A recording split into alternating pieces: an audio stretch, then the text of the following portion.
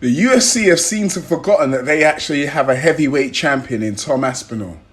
And he has just signed a massive deal with Matchroom and Eddie Hearn, Dana White's biggest rival in boxing. Let's talk about it.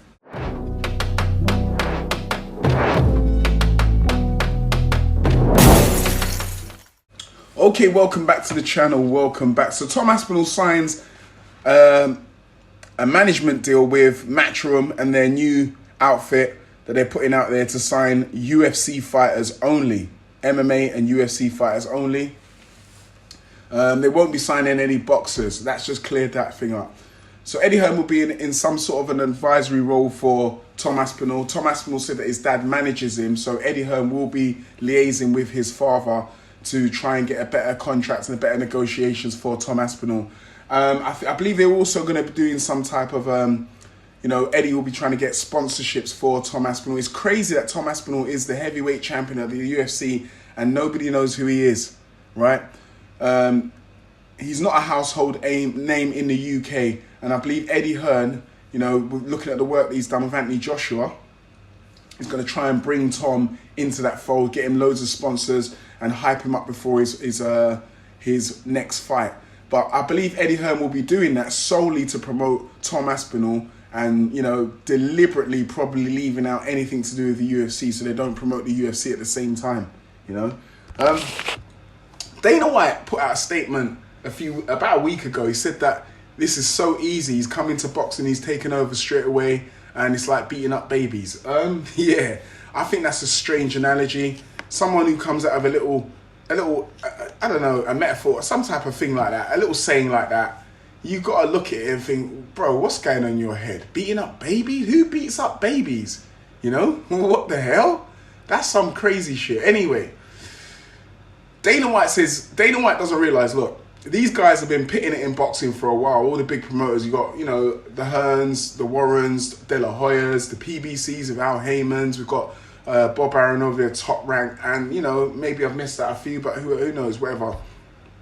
These guys have been competing in boxing for a long time, so they know the game inside out. Dana White has been an MMA promoter, and the thing is, Dana has not had much competition in MMA. Right, he's hardly had any competition. He's had a lot of backing. The Fertitta brothers were backing him at first, multi-millionaires. Then eventually they sold up. Dana White was kept as a CEO and president of the UFC, and we had large conglomerate corporations coming in, taking over the UFC, who've got massive amounts of spending power. Nick Khan now, who owns the WWE and the UFC, could say he's a billionaire, this dude. So Dana's always got the financial backing behind him. So him coming into boxing and saying, oh, it's like beating up babies. Look, you've had you've got a massive financial backing behind you. None of Dana's money's involved in this, really, right? The 15 million that he used to sign Conor Ben was alleged to have to come from Seller, who's Turki Al-Sheikh, another partner within that Zuffa boxing fold. UFC fighters are not happy about this. Too right. I mean, I don't know why the UFC fighters are using this to kick up a fuss. You should have been doing this from a long time ago. You've been getting underpaid for a long time. Eddie Hearn looks like he's coming to change that now. If he signs a few more fighters on his books, yeah, you could be looking at a revolt. Because Eddie Hearn's been talking about how the UFC fighters have not been paid well for years. They've been underpaid. This is the reason why Dana White stays powerful and sits on his throne when it comes to MMA. But he can't do that in boxing, right? It's a different game, different kettle of fish. They're looking to amend the Ali rule, and as Eddie Hearn said, Dana White can't compete in boxing, and Oscar De La Hoya said it as well. He cannot compete in boxing because he would have done it. If he could compete in boxing, he would have done it a long time ago, right? He needed powerful friends like Nick Khan, Donald Trump, and Turki Al-Sheikh to back him up. He always needs backup. That's the American way, yeah? They always need a bit of backup. I mean, you can see what's going on in the Middle East now. They're never alone, are they? They always need backup to take on these challenges. So they've brought this.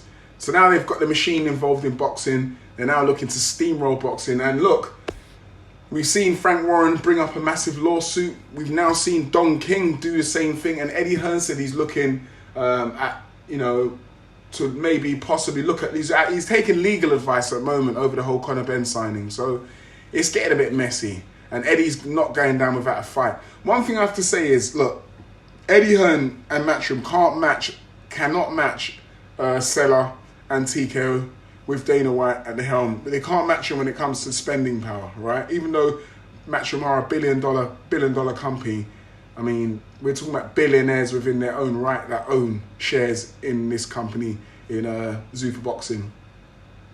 Thing is, Eddie's witty, and he's very witty. He knows the game, and he has got enough money to F with those guys and put a spanner in their works. He might not have enough money to challenge them when it comes to contracts and making these big signs. I mean, they pulled a power move by signing Conor Benn for 15 mil for one fight, allegedly. You know, that shows that they got some spending power. But Eddie's got enough money to F with these guys and put a spanner in their work and become a thorn in their side. And because Eddie's, you know, been doing a lot of shows in the UK, he's got a lot of respect over here in the UK. He's been doing shows in Australia where he's very well respected. He's been doing shows in America where he is now, you know, gaining respect, even though at first they were a bit unsure of Eddie. And now I believe he's got his respect in America, where he's actually a big part of the American boxing scene at the moment now. And there are people who respect him over there. So, you know, this is going to be an out-and-out fight. It's going to be an out-and-out fight. And, you know, signing Tom Aspinall has pissed the UFC off differently. They're trying to not show their hand, but they are absolutely livid that their heavyweight champion has signed with Matchroom and Eddie Hearn. And this is because they disrespected Tom Aspinall after his fight. I mean, John Jones was the champion after, you know, the whole thing with Francis Ngannou. John Jones fought Cyril Gane, became the champion. A lot of people weren't happy with how he became champion and stuff like that. But we're not going to talk about that right now. Tom Aspinall on a knockout streak, knocking out loads of these heavyweights, a lot of the top heavyweights, Sergei Pavlovich, Curtis Blades, there was Alexander Volkov. There was quite a few first round knockouts. Tom Aspinall was doing a similar thing to what Francis Ngannou was doing. You know, so a lot of people really wanted to see Tom versus Francis. That would have been the fight. John, you know, light heavyweight, blown up light heavyweight, comes up to heavyweight and, you know, takes the belt and refuses to fight Tom. And the UFC protect John for nearly 2 years, like they did with Francis Ngannou. They protected him from Francis for a couple of years, and Tom never got the fight. And I do remember when the UFC put on a card in England. I think it was the last card they put. They started it at 3 in the morning. Like, that is total disrespect to the British fans who pay their money to come and see the fights, a pay-per-view, to put on a card in the UK at 3 in the morning. Man, I believe, yeah, it was started at 12 or something like that, and the main event. And man, it was terrible, man. I couldn't believe it. I was like, UK fans, you should revolt about this, man. Tell them we're not going to buy no tickets if you do this again. He took the absolute piss. But again, I'm ranting on about the UFC. It's because the UFC and Dana White, they don't have any competition in MMA. In boxing, there's massive competition. And Dana White can't compete unless he has his big friends or he can amend rules.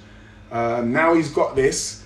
He's starting to make waves in boxing, but you can see Eddie Hearn's not, you know, Eddie Hearn, Frank Warren, even Don King's come out and they're not rolling over. These guys are, you know, they're firm in boxing and not going to let someone like Dana White come and push them out. Anyway, enough says. Do us a favour, smash the like button, hit that bell for notifications to get all the new and the latest videos.